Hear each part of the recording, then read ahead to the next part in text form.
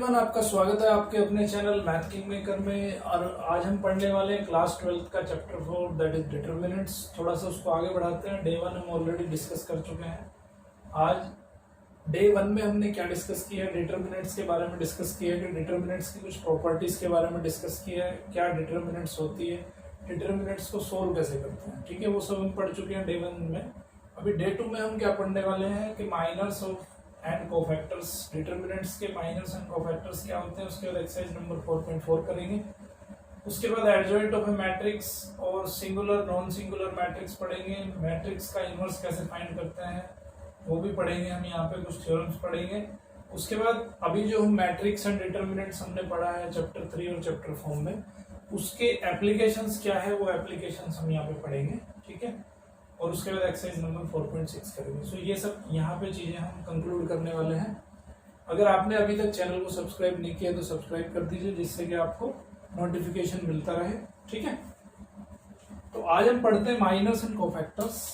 सो minors क्या होते हैं, किसी भी मैट्रिक्स के, किसी भी डिटरमिनेंट के या किसी भी मैट्रिक्स के माइनर्स कैसे निकालते हैं। ठीक है, सो सपोज दैट हमारे पास कोई ये ए मैट्रिक्स है, ए डिटरमिनेंट है A B C D E F G H I. ठीक है, तो इसका हमें माइनर्स निकालने हैं। तो माइनर्स का मतलब क्या होता है कि ये देखो, इसके एलिमेंट है ये A11 एलिमेंट है फर्स्ट रो का first element, A12 first row का second element, A13 first row का थर्ड एलिमेंट। ठीक है, सो इसी तरह से हम माइनर्स को रिप्रेजेंट करते हैं हम M से। तो मैं लिख देता हूं M11, ठीक है, M12, M13, उसके बाद M21, M22, M23, उसके बाद मैं लिखता हूं M31, M32, M34, sorry M33। ठीक है, तो ये फर्स्ट रो का फर्स्ट माइनर, फर्स्ट रो का सेकंड माइनर, फर्स्ट रो का थर्ड माइनर। तो अभी माइनर लिखने का तरीका क्या है, बहुत सिंपल है। ठीक है, इसको थोड़ा ध्यान से समझेंगे। ये अगर ये मैट्रिक्स, अगर ये डिटरमिनेंट आपका 3/3 का है तो जो माइनर होगा वो 2/2 का होगा, एक ऑर्डर कम होगा माइनर हमेशा। ठीक है, तो अब अगर हम इसका 1/1 माइनर निकालेंगे, 1/1 मतलब कि फर्स्ट रो का फर्स्ट एलिमेंट। तो ये देखो, आपने फर्स्ट रो का फर्स्ट एलिमेंट, उसकी कॉलम आपने हाइड कर ली, उसकी रो आपने हाइड कर ली, तो क्या बचा ई एफ एच आई। तो यहां पे बचता है ई एफ एच आई। इसको आप इजीली सोल्व कर सकते हो। ई का मल्टीप्लाई आई में करोगे तो ये आ जाएगा ई आई माइनस एच एफ। ठीक है, तो ये हो गया आपका M11। M11 क्या आ गया, ई आई माइनस एच एफ। सिमिलरली आप M12 फाइंड कर सकते हो। M12 क्या होगा, फर्स्ट रो का सेकंड एलिमेंट। ठीक है, तो इसको सेकंड एलिमेंट को हाइड करेंगे, सेकंड एलिमेंट को, उसकी वाली जो कॉलम है उसको हाइड कर लिया, उसकी रो को हाइड कर लिया, क्या बचा डी एफ जी आई। तो यहां हो जाएगा आपका डी एफ जी आई। ठीक है, इसी तरह से इसको सॉल्यूशन कर लेंगे। M13 क्या होगा, ये कॉलम हाइड कर लो और ये रो हाइड कर लो, तो क्या बचेगा D E G H, D E G H. Similar fashion में आप M21 निकाल सकते हो। 21 में क्या करना है, ये कॉलम और ये रो बी सी एच आई, तो ये बचेगा B C H I. M22 second column second row, तो क्या बचेगा ए सी जी आई, ए सी जी आई। M23 में क्या करना है, ये वाला हाइड करना है, A B G H, A B G H. ठीक है, M31 में ये वाला हाइड करोगे, ये कॉलम हाइड कर ली, ये रो हाइड कर ली, तो क्या बचा B C E F, B C E F. ठीक है, M32 में ये वाला कॉलम ये वाला row, A C D F, A C D F. M33 में थर्ड कॉलम और third row, A B D E, A B D E. Very simple. तो इस तरह से हम फाइंड करते हैं माइनर्स ऑफ ए डिटरमिनेंट। किसी डिटरमिनेंट के माइनर्स अगर हमें फाइंड करने हैं तो हम माइनर्स को इस तरह से फाइंड करते हैं। ठीक है, तो इनको बोलते हैं माइनर्स। अभी बात करेंगे हम कोफैक्टर्स की, ठीक है। माइनर्स एंड कोफैक्टर यहाँ पढ़ने वाले हैं इस टॉपिक में। कोफैक्टर क्या होते हैं, जैसे आपने M11 फाइंड करे, M12 फाइंड करे, M13 फाइंड करे, तो उसमें कोफैक्टर्स कैसे फाइंड करते हैं। कोफैक्टर्स, तो जैसे आपको कोफैक्टर फाइंड करना है AIJ, ठीक है। AIJ मतलब ith रो और jth कॉलम, तो उसको लिखेंगे -1 to the power I plus j, ठीक है, इंटू MIJ, ठीक है। अब मान लेते हैं कोफैक्टर को मैं किससे डिनोट कर रहा हूं, यहाँ पे AIJ से डिनोट कर रहा हूं। जैसे मैंने वहां पे माइनस को डिनोट किया था MIJ से, उसी तरह मैं कोफैक्टर्स को डिनोट कर रहा हूं यहाँ AIJ से। सपोज दैट आपको A11 फाइंड करना है, ठीक है। A11 फाइंड करने का तरीका क्या है, -1 टू द पावर 1 प्लस 1 और M11, ठीक है, M11। तो ये आ जाएगा, देखो -1 to the power 1 plus 1 positive आएगी, तो ये कितना बचेगा, M11 बचेगा। अगर आपको A12 फाइंड करना है तो ये क्या आ जाएगा, -1 to the power 1 plus 2 M12, ये कितना हो जाएगा, ये नेगेटिव आएगी, तो ये हो जाएगा M12, ठीक है। इसी तरह से आप जो है A33 तक फाइंड कर सकते हो, ओके। तो कंसेप्ट उसका ये है, किसी के भी अगर आपको कोफैक्टर्स फाइंड करने हो तो A11 अगर फर्स्ट रो का फर्स्ट कोफैक्टर चाहिए तो -1 टू द पावर 1 प्लस 1 आ जाएगा। तो यहाँ पे ये आपको नंबर देखना है, इस नंबर के हिसाब से आपको यहाँ पे लिखना है, ठीक है। तो थोड़ा सा एक पैटर्न समझ लेते हैं कि आखिर पैटर्न क्या आएगा। A13 कैसा आएगा, A13 आएगा -1 टू द पावर 1 प्लस 3 और M13, तो कितना आएगा, ये प्लस आ जाएगा M13। आप क्या देख रहे हो कि अल्टरनेट पॉजिटिव नेगेटिव साइन आते जा रहे हैं, ठीक है। तो अगर मैं कोफैक्टर्स का एक डिटर्मिनेंट बनाऊं, कोफैक्टर्स का एक मैट्रिक्स बनाऊं, तो कैसा बनेगा, देखो ये होगा A11 आया तुम्हारा प्लस, A12 आया माइनस, A13 आया फिर प्लस, A21 आ जाएगा फिर minus, plus minus plus, A22 आ जाएगा फिर प्लस, A23 आ जाएगा माइनस, A31 आ जाएगा प्लस, A32 आ जाएगा माइनस, A33 आ जाएगा प्लस। तो आप क्या देख रहे हो यहाँ पे, plus minus plus minus plus minus plus minus plus. तो क्या हो रहा है, ये अल्टरनेट पॉजिटिव नेगेटिव आ रहा है, ठीक है। तो ये कैसा आ रहा है, अल्टरनेट पॉजिटिव एंड नेगेटिव। तो आपको ये ध्यान रखना है कि जब आप कोफैक्टर्स निकालोगे माइनस से और ऑर्डर होगा 3/3 का, तो उसके जो कोफैक्टर आएंगे वो आएंगे अल्टरनेट पॉजिटिव एंड नेगेटिव, ठीक है। तो अभी हम कुछ एग्जांपल्स देख लेते हैं। एग्जांपल नंबर 20 दिया है, 2/2 का एक मैट्रिक्स दिया है, उस 2/2 के मैट्रिक्स का हमें कोफैक्टर्स फाइंड करने हैं, ठीक है, माइनर्स एंड कोफैक्टर्स। तो कैसे फाइंड करते हैं वो थोड़ा देख लेते हैं, बहुत ही सिंपल है, एग्जांपल्स के थ्रू देखते हैं। एग्जांपल नंबर 20, उसमें एक डिटर्मिनेंट दिया है 1 4 -2 3, ठीक है। तो अब इसके पहले हमें फाइंड करने हैं माइनर्स। सो माइनर्स ये वाला M11 क्या हो जाएगा, M11 इज इक्वल टू पहला कॉलम ढक लिया, पहला रो ढक लिया, तो क्या बचा, 3 बचा, तो M11 आ जाएगा 3। M12 कितना हो जाएगा, पहला रो दूसरा कॉलम ये ढक लिया ये ढक लिया, तो क्या बचेगा, 4 बचेगा। M21 ये हाइड कर लो, ये हाइड कर लो, -2 बचेगा। M22 में क्या बचेगा, ये हाइड कर लिया ये हाइड कर लिया, तो कितना बचा, 1 बचा, ठीक है। सो इस तरह से माइनर्स आ गए इसके, ये कोफैक्टर्स फाइंड करें अगर, तो ये क्या होगी, ये होगी इसके माइनर्स। कोफैक्टर्स कैसे फाइंड करेंगे, A11 क्या हो जाएगा, प्लस हो जाएगा, ठीक है, 3 हो जाएगा। A12 क्या हो जाएगा, माइनस हो जाएगा, -4। A21 क्या हो जाएगा, अब यहां देखो A12 1 + 2 3 है, 2 + 1 भी 3 है, तो यहाँ क्या हो जाएगा, माइनस हो जाएगा ये, सो माइनस माइनस हो जाएगा प्लस। ठीक है, जो मैंने आपको अल्टरनेट पॉजिटिव नेगेटिव बताया था वो 3/3 का अगर ऑर्डर का डिटर्मिनेंट है उसके लिए ट्रू है, उसको रटना नहीं है, आपको कंसेप्ट वही ध्यान रखना है, -1 to the power i + j। ठीक है, तो अगर हमारा ये ओड आ रहा है इनका एडिशन तो माइनस हो जाएगा, यहाँ पे भी ओड है तो माइनस हो गया, माइनस माइनस प्लस हो गया, और यहाँ पे इवन है तो इवन के लिए वही रहेगा सिंबल।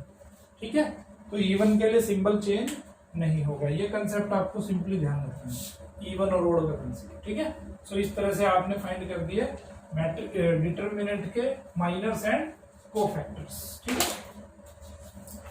उसके बाद अभी एक एग्जांपल नंबर 21 है। इजीली आप इसमें 3/3 का मैट्रिक्स 3/3 का डिटरमिनेंट दिया है तो उसके फाइंड करने हैं आपको माइनर्स एंड कोफैक्टर्स। ठीक है, अभी मैं एक एग्जांपल नंबर 22 लेता हूं।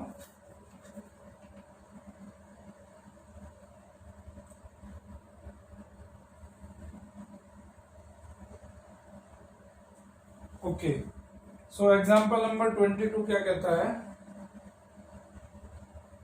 22 में दिया है आपको एक डिटरमिनेंट, डिटरमिनेंट के एलिमेंट है 2 - 3 5 6 0 4 1 5 -7। ठीक है, अब हमें क्या करना है? Find minors and cofactors of the elements of the determinant. तो हमें ये फाइंड करना है और इसमें हमें कुछ प्रूव भी करना है, उसको स्टेटमेंट को मैं बताऊंगा आपको। स्टेटमेंट क्या है कि अगर हम एलिमेंट का उसके कोफैक्टर में मल्टीप्लाई कर दें, A12 A32 plus A13 A33 is equal to 0। ठीक है, इसका मतलब क्या है कि if elements of a row are multiplied with cofactors of any other row then their sum is 0। किसी भी रो के या किसी भी कॉलम के एलिमेंट्स को अगर किसी भी कॉलम या किसी भी रो के कोफैक्टर्स के साथ मल्टीप्लाई कर दोगे तो उसका आंसर कितना आएगा? 0 आएगा। ठीक है, जैसे यहाँ पे हमने क्या किया है कि थर्ड रो के कोफैक्टर लिए हैं। थर्ड रो के कोफैक्टर कौन से आएंगे? A31 आएगा, A32 आएगा, A33 आएगा। ठीक है, सॉरी यहाँ पे हो जाएगा आपका A13, ये क्या हो जाएगा? A13। ओके, तो हमने कौन से थर्ड रो के कोफैक्टर ले लिए? A31 A32 A33। ठीक है, थर्ड रो के कोफैक्टर ले लिए और उसको किसके साथ मल्टीप्लाई कर दिया? फर्स्ट रो के जो एलिमेंट है, फर्स्ट रो के एलिमेंट है A11 A12 A13। तो अगर इनके करस्पॉन्डिंग एलिमेंट्स की मल्टीप्लाई करते हैं तो उसका आंसर कितना आता है? 0। ये किसी भी रो या किसी भी कॉलम के एलिमेंट के लिए ट्रू होगा। ठीक है, अगर हम यहाँ पे A21 A22 A23 भी करते तो भी 0 आता, A31 A32 A33 भी करते तो भी 0 आता। ठीक है, तो ये चीज हमें यहाँ पे प्रूव करनी है और इसके हमें निकालने हैं कोफैक्टर्स और माइनर्स। ठीक है, so find minors and cofactors of the elements of the determinant. अब यहाँ पे M11 फाइंड करो। सबसे पहले M11 क्या हो जाएगा? इसको हाइड कर लो, इसको हाइड कर लो, तो 0 - 7 हो जाएगा प्लस 7 7 - 20 तो ये हो जाएगा -13। ठीक है, यहाँ पे मैं डायरेक्ट कर रहा हूँ क्योंकि डिटरमिनेंट्स का सॉल्यूशन आप ऑलरेडी पढ़ चुके हो। ठीक है, तो M11 आ जाएगा -13, M12 आ जाएगा, और आपको यहाँ पे शॉर्टकट नहीं आजमाना है, मैं तो यहाँ पे डायरेक्ट कर रहा हूँ। चलो ठीक है, मैं भी आपको जैसे आपको एग्जाम में करना है वैसे करके दिखा देता हूँ, नहीं तो फिर आप शॉर्टकट ही मारोगे। तो यहाँ पे लिखेंगे हम minors of given determinant. Determinants are M11 सबसे पहले फाइंड करेंगे, तो M11 का पहले डिटरमिनेंट बना लो। ये कॉलम हाइड हो जाएगी, ये रो हाइड हो जाएगी, बचेगा 0 4 5 - 7 इज इक्वल टू 0 - 7 0 हो जाएगा, 5 × 4 हो जाएगा 20।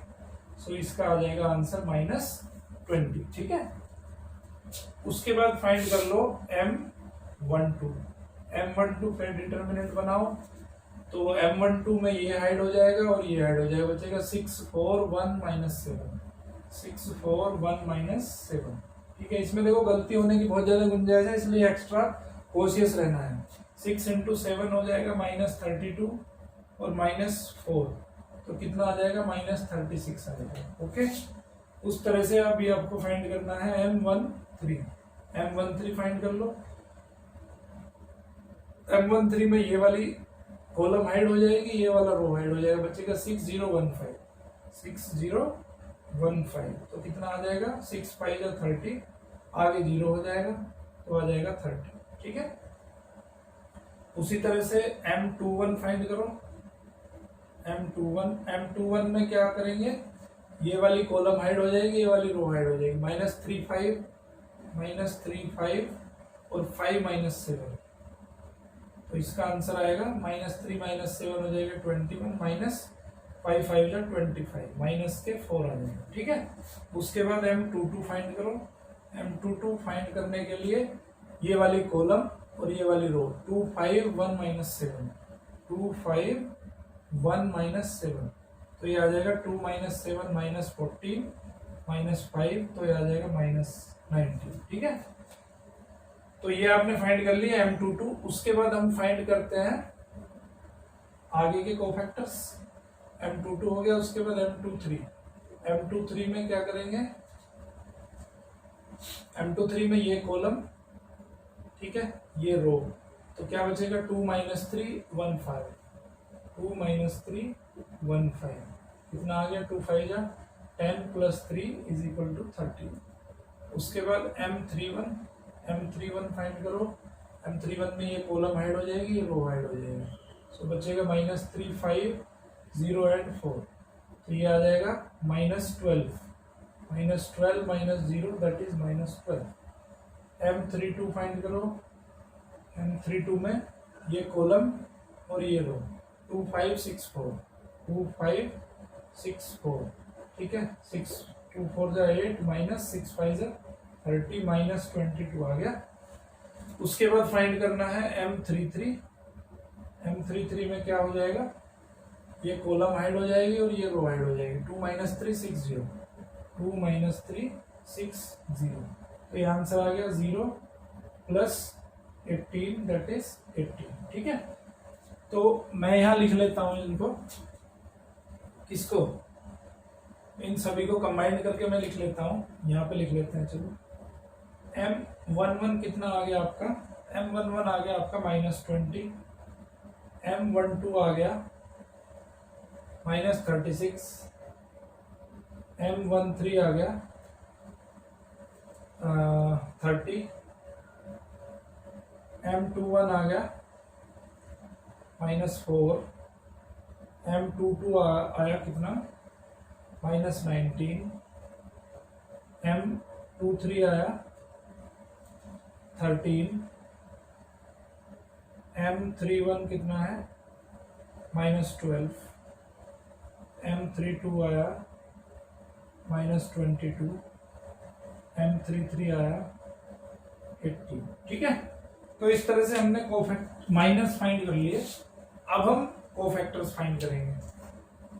ओके, तो कोफैक्टर्स कैसे फाइंड करते हैं 3/3 का, मैंने आपको बताया था अल्टरनेट पॉजिटिव नेगेटिव हो जाएंगे। ओके, सो फटाफट से कोफैक्टर लिखते हैं। कोफैक्टर A11 क्या आ जाएगा, प्लस आएगा, मतलब साइन सेम रहेगा, तो -20। A12 इसका साइन चेंज हो जाएगा, 36 हो जाएगा।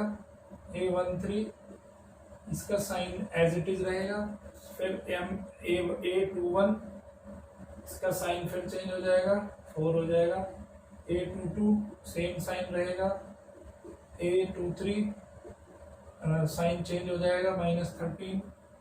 A31 इसका भी साइन सेम रहेगा। A32 इसका साइन चेंज हो जाएगा। A33 इसका साइन सेम रहेगा 80। ठीक है, तो इस तरह से आपने क्या निकाल दिए, माइनर्स और कोफैक्टर निकाल दिए। अब हमें ये वाली चीज प्रूव करनी है। ओके, तो इसमें देखो A11 क्या है, A11 है 2, A12 कितना है -3, A13 कितना है 5 है। ठीक है, तो अभी करना क्या है, हमें इसका मल्टीप्लाई इसके साथ करना है, इसका मल्टीप्लाई इसके साथ करना है और इसका मल्टीप्लाई इसके साथ करना है। आंसर क्या आना चाहिए आपका, 0 आना चाहिए। तो कर दो मल्टीप्लाई। सो A11 और A31 plus A12 A32 A13 A33, इसकी वैल्यू निकाल लो। A11 कितना है, A11 है 2, A31 कितना है -12, उसके बाद प्लस A12 है -3 मल्टीप्लाइड बाई 22। ठीक है, और प्लस A13 कितना है 5 और A33 कितना है 18। ओके, सो ये कितना हो जाएगा -24 -66।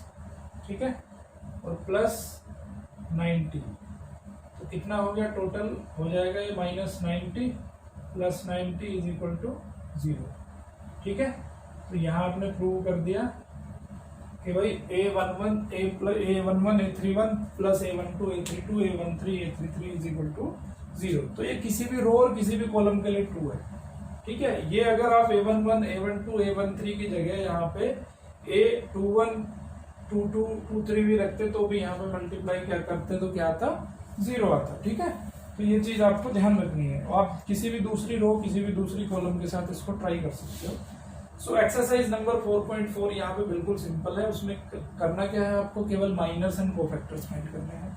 तो ये एक्सरसाइज आपको खुद करनी है। अगर आपको कोई डाउट आता है तो कमेंट बॉक्स में जाके कमेंट कर सकते हैं। ठीक है, उसका आंसर आपको दिया जाएगा।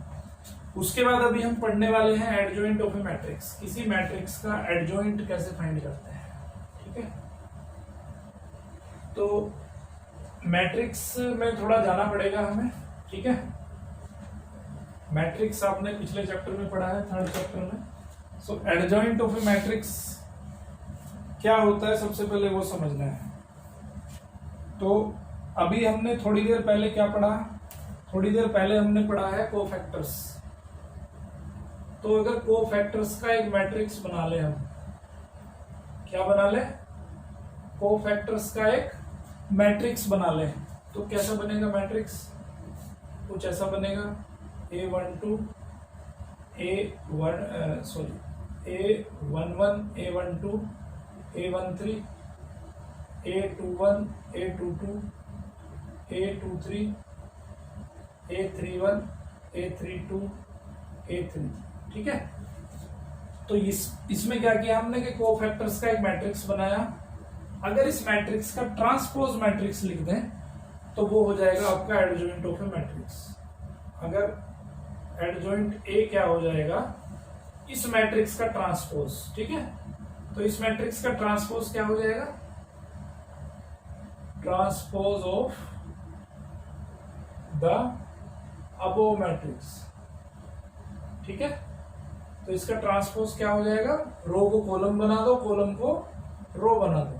ठीक है, तो इसका ट्रांसपोज हम लिख देंगे A11 A12 A13। First row को फर्स्ट कॉलम बना दिया हमने, A21 A22 A23, और यहाँ पे हो जाएगा A31 A32 और A33। ठीक है, तो हमें करना क्या है एडजॉइंट फाइंड करने के लिए, सबसे पहले हमें उसके कोफैक्टर्स फाइंड करने हैं। कोफैक्टर्स फाइंड करने के बाद उसका मैट्रिक्स बनाना है। मैट्रिक्स जो बनेगा उसका करना है हमें फिर ट्रांसपोज। और ट्रांसपोज निकालने के बाद में आप निकाल सकते हो एडजॉइंट ऑफ ए मैट्रिक्स। ठीक है, उसके बाद पढ़ेंगे अभी हम थ्योरम नंबर 1। थ्योरम नंबर 1 क्या कहती है कि किसी भी मैट्रिक्स का अगर एडजॉइंट निकालोगे आप और उसका उस मैट्रिक्स के साथ मल्टीप्लाई करोगे तो आंसर क्या आएगा। अगर कोई मैट्रिक्स ए है और उसका एडजॉइंट का दोनों का मल्टीप्लाई कर दो, या एडजॉइंट में मैट्रिक्स का मल्टीप्लाई कर दो, तो आंसर आएगा ए का डिटर्मिनेंट इनटू आइडेंटिटी मैट्रिक्स। ठीक है, ये है आपकी थ्योरम नंबर 1। तो थ्योरम नंबर 1 का यह प्रूफ आपकी बुक में नहीं दिया गया है। इसको आप किसी भी मैट्रिक्स के लिए ट्रू प्रूव कर सकते हो। कोई भी एक 3x3 ऑर्डर का मैट्रिक्स ले लो, उस मैट्रिक्स की हेल्प से आप ये फॉर्मूले को प्रूव कर सकते हो। कोई भी मैट्रिक्स आप एक्स वाई जेड कोई भी मैट्रिक्स ले सकते हो, ठीक है। सो यहाँ पे इन्होंने एक एग्जाम्पल लेके दिखाया है, ओके। अभी हम बात करेंगे singular and non singular matrix की, क्योंकि जब यहाँ पे बात आई है ए डिटर्मिनेंट की, तो यहाँ पे बात बतानी है हमें सिंगुलर और नॉन सिंगुलर मैट्रिक्स की। तो एक होता है सिंगुलर मैट्रिक्स और एक होता है नॉन सिंगुलर मैट्रिक्स। दोनों में क्या डिफरेंस होता है वो चीज आप समझ लो। सिंगुलर मैट्रिक्स के अंदर A determinant is equal to 0, A determinant is equal to 0, तो उस मैट्रिक्स को कहेंगे सिंगुलर। अगर A determinant is not equal to 0 तो ऐसे मैट्रिक्स को कहेंगे हम नॉन सिंगुलर मैट्रिक्स, ठीक है। तो सिंगुलर मैट्रिक्स के लिए ए मैट्रिक्स का डिटर्मिनेंट निकालो, वो 0 आ जाता है तो सिंगुलर हो जाएगा, अगर वो 0 नहीं आता है तो नॉन सिंगुलर हो जाएगा। तो ये चीज आपको समझनी बहुत जरूरी है। अभी किसी भी मैट्रिक्स का वैल्यू, अब किसी भी मैट्रिक्स का डिटर्मिनेंट का वैल्यू निकालते ही आप बता सकते हो कि भाई ये मैट्रिक्स सिंगुलर है या नॉन सिंगुलर है। एक छोटा सा एग्जांपल ले लेते हैं। ए एक मैट्रिक्स दे दिया इन्होंने 1 2 3 4, ठीक है। तो इसको हमें बताना है कि ये मैट्रिक्स सिंगुलर है या नॉन सिंगुलर है। तो हम क्या करेंगे, ये मैट्रिक्स फाइंड करेंगे। ये मैट्रिक्स क्या होगा, 1 2 3 4 मल्टीप्लाई करो 4 - 6 तो कितना है -2, that is not equal to 0। So यहाँ पे A matrix, A determinant is not equal to 0, so A is non singular. तो ए कैसा मैट्रिक्स होगा, नॉन सिंगुलर मैट्रिक्स होगा, ठीक है। तो सिंगुलर नॉन सिंगुलर मैट्रिक्स को निकालने का तरीका ये। अभी हम थ्योरम नंबर 1 पढ़ी हमने, अभी हम थ्योरम नंबर 2 3 और 4 पढ़ेंगे। सो थ्योरम नंबर 2 क्या कहती है, A B are non singular matrix. A और बी कोई दोनों नॉन सिंगुलर मैट्रिक्स हैं जिनका ऑर्डर सेम है, तो A B and B A also non singular. तो अगर A and B, theorem number 2 क्या कहती है कि A and B are non singular and of the same order, same order के मैट्रिक्स हैं दोनों के दोनों। तो क्या होगा, then A B and B A B और बी ए भी, A B and B A are also non singular, ठीक है। ए बी और बी ए ये दोनों भी नॉन सिंगुलर मैट्रिक्स होंगे of the same order, of the same order, ठीक है। ओके, तो ये है थ्योरम नंबर 2। थ्योरम नंबर 3 क्या कहती है, थ्योरम नंबर 3 क्या कहती है कि अगर ए और बी दो मैट्रिक्स हैं और दोनों का ऑर्डर सेम है, तो अगर ए बी का मल्टीप्लाई करके उसका डिटर्मिनेंट फाइंड करें तो ए और बी के डिटर्मिनेंट के मल्टीप्लाई के बराबर वो वैल्यू होती है, ठीक है। बहुत ही सिंपल है। तो ये सब किसके लिए ट्रू है, ये सब ट्रू है नॉन सिंगुलर मैट्रिक्स के लिए, ओके ओके। उसके बाद है थ्योरम नंबर 4। थ्योरम नंबर 4 क्या कहती है, बहुत इंपॉर्टेंट है। थ्योरम नंबर 4 में है कि भाई कोई मैट्रिक्स इन्वर्टिबल कब होगा, ठीक है। क्योंकि इन्वर्टिबल की कंडीशन मैंने आपको पहले बता चुका हूं मैट्रिक्स में, कि किसी मैट्रिक्स के इन्वर्टिबल होने की कंडीशन क्या है, कि सबसे बड़ी बात है कि उसका जो पहली चीज है कि नॉन सिंगुलर होना जरूरी है। थ्योरम नंबर 4 क्या कहती है कि ए इज इन्वर्टिबल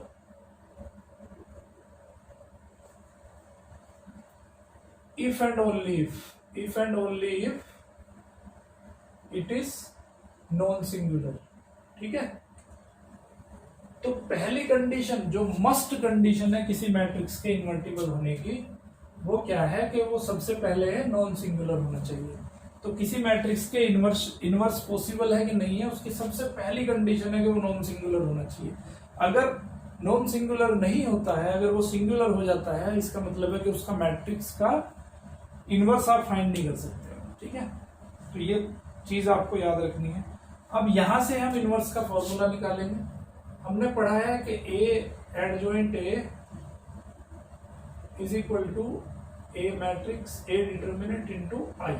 ठीक है, अब मैं इसको ए को उधर ए इनवर्स का दोनों तरफ मल्टीप्लाई कर देते हैं।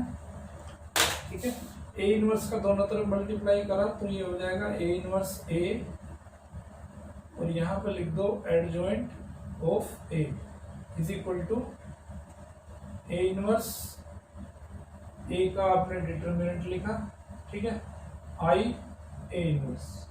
ओके, अब ए इनवर्स ए क्या हो जाएगा, आई के बराबर हो जाएगा, और यहां आ जाएगा adjoint of A is equal to, ये बचेगा खाली ये, और यहाँ दोनों का अगर मल्टीप्लाई करेंगे तो यहाँ बचेगा ए इनवर्स। ठीक है, आई का अगर किसी मैट्रिक्स में मल्टीप्लाई करेंगे तो आंसर यही बचेगा adjoint A.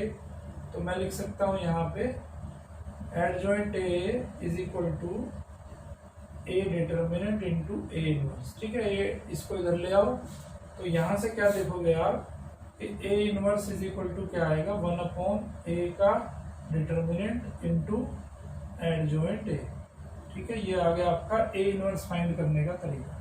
A inverse find आप पीछे मैंने आपको मैट्रिक्स में भी मेथड बताया था कि एलिमेंट्री रो ऑपरेशन या एलिमेंट्री कॉलम ऑपरेशन के थ्रू आप ए इनवर्स फाइंड कर सकते हो, लेकिन वो ऑपरेशन वो मेथड में क्या है, क्वेश्चन गलत होने की पॉसिबिलिटीज ज्यादा है। ठीक है, वहां पे ज्यादा कैलकुलेशन है, ज्यादा क्वेश्चन आपका गलत होने की ज्यादा पॉसिबिलिटीज है, बट यहाँ पे इस फॉर्मूले से आपके क्वेश्चन गलत होने की पॉसिबिलिटी उसकी कंपेयर में कम है, कैलकुलेशन तो यहाँ भी ज्यादा ही है। ठीक है, अभी थोड़ा आपको बात समझ में आएगी कि अगर सिंगुलर मैट्रिक्स है तो उसका इनवर्स पॉसिबल क्यों नहीं है। अगर ए डिटर्मिनेंट की वैल्यू अगर 0 हो जाती है तो ए इनवर्स कितना हो जाएगा, इनफाइनाइट हो जाएगा, दैट मीन्स नॉट डिफाइंड। ठीक है, तो यहां से आपको फोर्थ वाली जो है ये थ्योरम नंबर 4 ये समझ में आ जाएगी कि कोई मैट्रिक्स इन्वर्टिबल जब सिंगुलर हो जाता है अगर डिटर्मिनेंट, तो अगर उसका मैट्रिक्स सिंगुलर हो जाता है so that matrix is not invertible. ठीक है, अभी हम एक एग्जांपल लेते हैं और इसकी हेल्प से हम ए इनवर्स फाइंड करेंगे। ओके, जो अभी हमने फॉर्मूला पढ़ा है उसकी हेल्प से ए इनवर्स फाइंड करेंगे। ए इनवर्स आप, मैं फिर कह रहा हूं आपको कि एलिमेंट्री रो ऑपरेशन की हेल्प कर लेते हुए भी आप ए इनवर्स फाइंड कर सकते हैं। तो एक मैट्रिक्स ले लेते हैं हम, ए इज इक्वल टू 1 1 1 3 4 3 3 3 4, ये कोई मैट्रिक्स ले लिया हमने, हमें इसका फाइंड करना है ए इनवर्स। तो सबसे पहले हम क्या करेंगे, माइनस फाइंड करेंगे। सो M11 कितना हो जाएगा, मैं डायरेक्टली कर देता हूँ, ये हो जाएगा आपका 4 4 16 16 माइनस 9 तो हो गया 7। M12 हो जाएगा, ये हाइड कर लो, ये हाइड कर लो, 4 माइनस 3 1 हो जाएगा। M13 कितना हो जाएगा। ठीक है, चलो ये मैं लिख देता हूँ ऐसे ही बुक में से देख के। ठीक है, लेकिन उससे पहले हमें क्या चेक करना है, उससे पहले हमें चेक करना है कि ए का डिटर्मिनेंट का वैल्यू क्या है, क्योंकि अगर वो नॉन सिंगुलर हो गया अगर, तो आपका ए इनवर्स पॉसिबल ही नहीं है। ओके, सो पहले ए डिटर्मिनेंट की वैल्यू फाइंड कर लो, तो ये आ जाएगा 1 4 4 16 16 माइनस 9 7 माइनस 3 4 माइनस 3 यानी कि 1 प्लस 3 3 माइनस 4 यानी कि माइनस 1, तो कितना आ गया 7 माइनस 3 प्लस 3 7 माइनस 3 माइनस 3 कितना आ गया 1 आ गया। 1 is not equal to 0, that means आपका मैट्रिक्स सिंगुलर नहीं है। तो सिंगुलर नहीं है तो इसका मतलब क्या है कि ये इसका इनवर्स पॉसिबल है। ठीक है, तो मैं यहाँ पे क्या करता हूँ, सीधा मैं यहाँ पे एडजॉइंट लिख देता हूँ। एडजॉइंट मैंने आपको फाइंड करने का तरीका पीछे बता चुका हूँ कि किसी मैट्रिक्स का एडजॉइंट कैसे फाइंड करना है, तो उसकी हेल्प लेते हुए हमने एडजॉइंट फाइंड कर लिया। मैं यहाँ पे डायरेक्टली लिख देता हूँ कि adjoint A is equal to, कौन सा मैट्रिक्स आया वो मैट्रिक्स आ गया 7 माइनस 1 माइनस 1 माइनस 3 1 0 और माइनस 3 0 1। ठीक है, तो मैंने यहाँ पे फाइंड कर लिया एडजॉइंट ए। तो ए इनवर्स कैसे फाइंड करोगे, A inverse is equal to 1 by A determinant और एडजॉइंट ए। ठीक है, तो 1 बाई ए डिटर्मिनेंट कितना है 1 है, सो इसको लिखोगे 1 बाई 1 यानी कि 1 ही रहने देते हैं, और ये वाला मैट्रिक्स 7 -1 -1 -3 1 0 और -3 0 1। ठीक है, इसको इक्वल टू आ जाएगा 7 -1 -1 -3 1 0 और -3 0 1। तो ये आ गया आपका ए इनवर्स। ठीक है, अभी दोनों को चेक करने का तरीका क्या है कि ए इनवर्स और ए का मल्टीप्लाई करोगे तो आपका बन जाएगा आइडेंटिटी मैट्रिक्स। ओके, तो ये इसको चेक करने का तरीका है।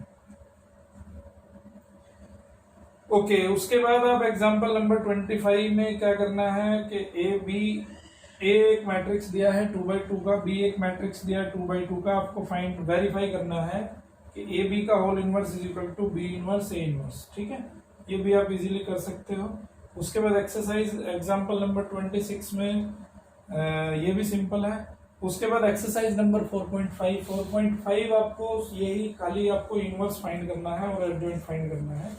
तो ये भी आपको खुद करना है, वो डाउट आता है तो आप पूछ सकते हो। ठीक है, उसके बाद है देखो, अभी हमने चैप्टर पढ़ लिया। अब इस चैप्टर के पढ़ने के पीछे का उद्देश्य क्या है, क्यों हम इस चैप्टर को पढ़ रहे हैं और ये हमारी लाइफ में इसका क्या यूज है। तो उसका यूज क्या है कि इसके कुछ एप्लीकेशंस हैं। एप्लीकेशंस में क्या है कि अगर आपके पास 3 वेरिएबल्स का लीनियर इक्वेशन आ जाए तो उसको कैसे सोल्व करोगे। देखो बहुत लेंथी प्रोसेस हो जाएगा, कर तो सकते हो आप कन्वेंशनल मेथड से भी, बट वहां पे क्या बहुत लेंथी प्रोसेस हो जाता है। तो हम यहाँ पे क्या करते हैं, इसको मैट्रिक्स और डिटरमिनेंट की हेल्प लेके हम इसको यहाँ पे सोल्व करते हैं। तो देखो करना क्या है हमें, अगर आपके पास एक इक्वेशन दिया है a1x plus a2y, a1x plus b1y, procedure समझ लो, c1z is equal to d1। एक इक्वेशन मान लो आपको ये दे दिया, दूसरा इक्वेशन दे दिया a2x plus b2y plus c2z is equal to d2, तीसरा इक्वेशन दे दिया a3x b3y c3z is equal to d3। ठीक है, 3 इक्वेशन आपके पास है। अब इन 3 इक्वेशन से इन 3 इक्वेशन को आपको सोल्व करना है। तो सोल्व करने के बहुत सारे मेथड हैं जो आप पहले पढ़ चुके हो लोअर क्लासेस में भी, उन मेथड को यूज करके हम इसको सोल्व कर सकते हैं। बट उससे क्या होगा, बहुत लेंथी प्रोसेस पड़ेगा। मैं आपको एक शॉर्टकट मेथड बताता हूँ, मैट्रिक्स और डिटरमिनेंट की हेल्प से इसको हम बहुत इजीली सोल्व कर सकते हैं। देखो मैट्रिक्स की हेल्प से मैं इसको कैसे लिख सकता हूँ, अगर एक मैट्रिक्स में लिख दूं ax is equal to B, ये इसमें मैं इस इक्वेशन में इसको कन्वर्ट करके दिखाता हूँ आपको कैसे। ए मैट्रिक्स क्या होगा, ए मैट्रिक्स में ले लो सारे इसके कोफिशिएंट क्या हो जाएंगे, a1 a2 a3 b1 b2 b3 c1 c2 c3। ठीक है, ये हो गया ए मैट्रिक्स। एक्स मैट्रिक्स क्या हो, देखो ये मैट्रिक्स लिया मैंने 3/3 ऑर्डर का, एक्स मैट्रिक्स मैंने लिया 3/1 का। ठीक है, सो इसमें क्या लिखा मैंने, एक्स वाई जेड लिख दिया। ओके, एक मैट्रिक्स मैंने बी लिया, बी मैंने किसका लिया, 3/1 का लिया। तो बी में क्या लिखा मैंने, d1 d2 और d3। ठीक है, तो इस तरह से मैंने क्या करा। अब देखो अगर a और x की मल्टीप्लाई करो, आप a और x की मल्टीप्लाई करोगे तो क्या बनेगा, देखो मैंने इक्वेशन लिखा है ax is equal to b, a और x की मल्टीप्लाई करोगे तो क्या बनेगा, a1x plus b1y plus c1z, a2x plus b2y plus c2z, a3x plus b3y plus c3z। तो क्या बनेगा, ax का मल्टीप्लाई करने के बाद, ax का मल्टीप्लाई करने के बाद बन जाएगा आपका ये लेफ्ट वाला पोर्शन। ठीक है, ये जो लेफ्ट वाला पोर्शन है मैंने क्या लिख दिया, इसको ax लिख दिया, और इस राइट वाले पोर्शन को मैंने लिख दिया b। तो ax is equal to b। तो सबसे पहला काम आपको क्या करना है कि आपको इस सिस्टम ऑफ इक्वेशन को कन्वर्ट करना है इस मैट्रिक्स की इक्वेशन की फॉर्म में, ax is equal to b। पहला काम आपको, सबसे पहला काम ये करना है। अब क्या करना है, देखो a इनवर्स की अगर मैं मल्टीप्लाई कर दूं दोनों तरफ तो क्या होगा, a inverse a x is equal to a inverse b। ये क्या हो जाएगा, i हो जाएगा, i और x का मल्टीप्लाई x हो जाएगा। तो ये क्या बचा, x is equal to a inverse b। तो कंसेप्ट समझ लो, आपको करना क्या है, सबसे पहले आपको a इनवर्स, पहला स्टेप क्या किया आपने कि ax is equal to b में इस सिस्टम को कन्वर्ट कर लिया। उसके बाद ए आपके पास 3 मैट्रिक्स हो जाएंगे, एक ए मैट्रिक्स हो गया, एक एक्स मैट्रिक्स हो गया, एक बी मैट्रिक्स हो गया। ठीक है, अब यहां से आपको ए इनवर्स फाइंड करना है। सबसे पहले ए इनवर्स फाइंड करने के बाद में बी का और ए इनवर्स का मल्टीप्लाई कर दो, और वो जो मैट्रिक्स बनेगा आपका, देखो ए इनवर्स किसका मैट्रिक्स बनेगा, ए इनवर्स बनेगा आपका 3/3 का मैट्रिक्स। ए जब 3/3 का मैट्रिक्स है तो ए इनवर्स बनेगा 3/3 का मैट्रिक्स, है ना। और बी कितने का मैट्रिक्स है, बी है 3/1 का मैट्रिक्स। तो जब दोनों की मल्टीप्लाई करेंगे तो मैट्रिक्स कैसा बनेगा, 3/1 का बनेगा। 3/1 मतलब ऐसा मैट्रिक्स बनेगा, और x भी ऑलरेडी 3/1 का मैट्रिक्स है, तो ये x हो जाएगा, ये y हो जाएगा, ये z हो जाएगा। यहाँ पे कुछ वैल्यू आ जाएगी 3, तो x इसके इक्वल आ जाएगा, y इसके इक्वल आ जाएगा, z इसके इक्वल आ जाएगा। ठीक है, कंसेप्ट समझ में आया। अब हम एक फटाफट से एक एग्जांपल लेते हैं, एग्जांपल की हेल्प से आपको मैं सोल्व करके दिखाता हूँ। ठीक है, लेकिन ये वाली कंडीशन कब होगी कि जब ए मैट्रिक्स कैसा है आपका, ए का डिटर्मिनेंट, ए मैट्रिक्स कैसा है, नॉन सिंगुलर मैट्रिक्स है। क्योंकि नॉन सिंगुलर मैट्रिक्स में ए इनवर्स पॉसिबल है, बट अगर मैट्रिक्स नॉन सिंगुलर नहीं होगा तो क्या होगा। देखो नॉन सिंगुलर मैट्रिक्स में अगर ये मैट्रिक्स सिंगुलर हो, नॉन सिंगुलर हो गया तो ये वाली कंडीशन फॉलो हो जाएगी। ठीक है, अगर ये मैट्रिक्स सिंगुलर हो जाता है तब क्या होगा। मैट्रिक्स अगर सिंगुलर हो जाता है, हमने अभी पीछे क्या पढ़ा था कि A adjoint A is equal to क्या था हमारा,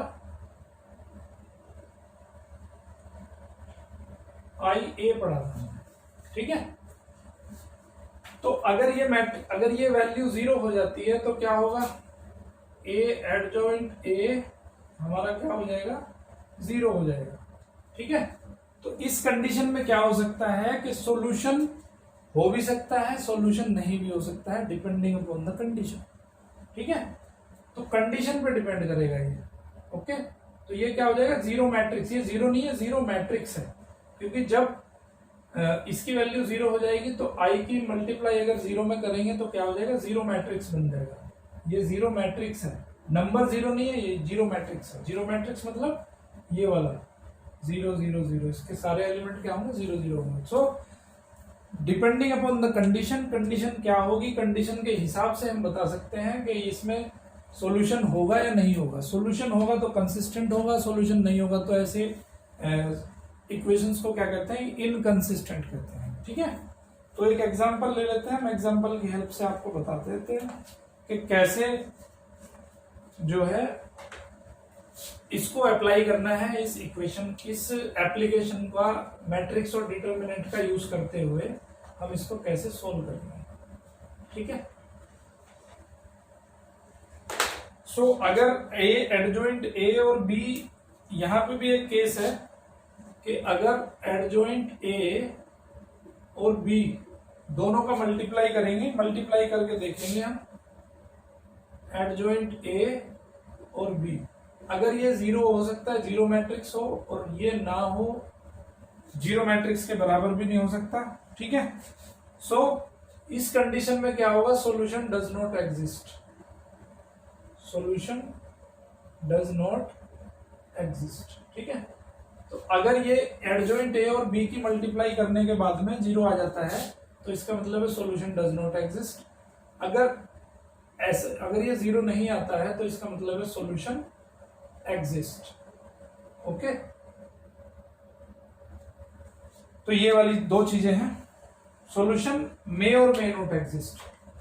तो यहां पे डिपेंड करेगा कंडीशन पे, सॉल्यूशन मे और मे नॉट एग्जिस्ट। 100% हम इसको कंडीशन को देख के ही नहीं बता सकते कि सॉल्यूशन एग्जिस्ट करेगा या नहीं करेगा। ठीक है, तो अभी हम बात करेंगे कि इस एप्लीकेशन, इसका जो मैट्रिक्स और डिटरमिनेंट के एप्लीकेशंस हैं, हम इक्वेशंस को सोल्व कैसे कर सकते हैं। हाईएस्ट मार्क्स के क्वेश्चन आता है आपके बुक में से, तो देखो 2/2 का एक डिटरमिनेंट लिया, अभी हम लेते हैं 3/3 का डिटरमिनेंट को ले लेते हैं। एग्जांपल नंबर 28 ले लेते हैं। ठीक है, 28 में क्या दिया है, उसने कुछ सिस्टम ऑफ इक्वेशन दिया है, 3x - 2y + 3z = 8। उसके बाद दिया है 2x plus Y minus Z is equal to 1 और 4x minus 3y plus 2z is equal to 4। ठीक है, तो सबसे पहला काम क्या करना है हमें, आप इसमें ax is equal to B की फॉर्म में इसको कन्वर्ट करना है। ठीक है, तो हम लिख सकते हैं कि the system of equations may be written in the following matrix form. इसको हम मैट्रिक्स की फॉर्म में कैसे लिख सकते हैं कि भाई A X is equal to B, where A क्या है, ए हो जाएगा इसके कोफिशिएंट का matrix, A is equal to 3 2 4 2 -2 1 -3 और 3 -1 2। ये तो हो गया ए। एक्स क्या हो जाएगा, एक्स इसके वेरिएबल्स का, तो यहाँ पे लिखेंगे एक्स वाई जेड, और बी क्या हो जाएगा जो ये d1 d2 d3 है। ठीक है, मतलब 8 1 and 4। तो हमने यहाँ पे पहला काम कर लिया कि हमने सिस्टम ऑफ इक्वेशन को कन्वर्ट कर लिया मैट्रिक्स की एक इक्वेशन में, ax is equal to B. ठीक है, अब हम चेक करेंगे कि क्या ये सिंगुलर है या नॉन सिंगुलर है। तो हमने फाइंड करना है क्या a का डिटर्मिनेंट। a का डिटर्मिनेंट यहाँ पे मैं लिख देता हूँ डायरेक्टली, a का डिटर्मिनेंट है -17। सो -17 इज नॉट इक्वल टू 0। सो इसका मतलब क्या है कि सॉल्यूशन एग्जिस्ट करेगा, सॉल्यूशन एग्जिस्ट करता है। तो अभी मैंने क्या बताया था आपको कि x is equal to A inverse b बताया था। तो सबसे पहले क्या करना है, हमें a इनवर्स फाइंड करना है। इनवर्स फाइंड करने के तरीके मैंने आपको पीछे बता चुका हूं मैं, तो मैं डायरेक्टली लिख देता हूं कि a inverse is equal to A inverse, दोनों मेथड से फाइंड कर सकते हो, elementary row operation, column operation से फाइंड कर सकते हो, और अपना जो मैंने अभी इसमें इस चैप्टर में जो मेथड बताया है एडजॉइंट की हेल्प से भी आप मैट्रिक्स का इनवर्स फाइंड कर सकते हो। तो ये आया है, इनवर्स आया है -1/17 -1 -8 -10 -5 -6 1 -1 9 7। ठीक है, तो ये आ गया आपका ए इनवर्स। तो हम क्या करेंगे, इस इक्वेशन में वैल्यू रख देंगे। तो x से कितना है, so x is equal to A inverse b, that means x की वैल्यू है कितनी, X Y Z is equal to A inverse कितना है, ये वाली वैल्यू -1/17 -1 -8 -10 -5 -6 1 -1 9 7, और b की वैल्यू कितनी है, b की वैल्यू है 8 1 4। ठीक है, तो ये अब दोनों की मल्टीप्लाई करने के बाद जो आ जाएगा वो भी मैं डायरेक्टली लिख देता हूँ। दोनों की मल्टीप्लाई करने के बाद आ जाएगा 1 2 3 1 2 3। ओके, तो यहाँ पे कंपेयर करेंगे दोनों मैट्रिक्स की। x की जगह पे क्या रखा है, 1 रखा है, y की जगह पे क्या रखा है, 2 रखा है, z की जगह पे 3 रखा है। ठीक है, सो यहाँ पे x is equal to 1, y is equal to 2, z is equal to 3। So हमने क्या किया, देखो कितनी सिंपली हमने सॉल्यूशन, सिस्टम ऑफ सॉल्यूशंस को हमने सोल्व कर दिया। ठीक है, एक्स वाई जेड की वैल्यूज हमने फाइंड कर दी। उसके बाद एग्जांपल नंबर 29 है, उसमें पहले क्या करना है, आपको इक्वेशन फॉर्म करनी है। इक्वेशंस फॉर्म करने के बाद में एक इक्वेशन का सेट बन जाएगा इस तरह से, फिर उसको ए एक्स और बी में कन्वर्ट करना है, फिर इनवर्स फाइंड करना है, इनवर्स का मल्टीप्लाई बी में कर देना है, तो आपके यहाँ से एक्स वाई जेड की वैल्यू निकल जाएगी। ठीक है, उसके बाद आपको करना है एक्सरसाइज नंबर 4.6। 4.6 आपकी इसी पे बेस्ड है, सिस्टम ऑफ इक्वेशंस आपको दी होंगी और आपको एक्स वाई जेड की वैल्यू फाइंड करनी है। ओके, सो इस तरह से आपका चैप्टर, ये चैप्टर नंबर 4 डिटर्मिनेंट्स आपका कंप्लीट होता है। ठीक है, वीडियो को आप लाइक करते रहिए, सब्सक्राइब करते रहिए और देखते रहिए, और ज़्यादा से ज़्यादा बच्चों तक इसको एक्सपेंड करिए। Thank you very much.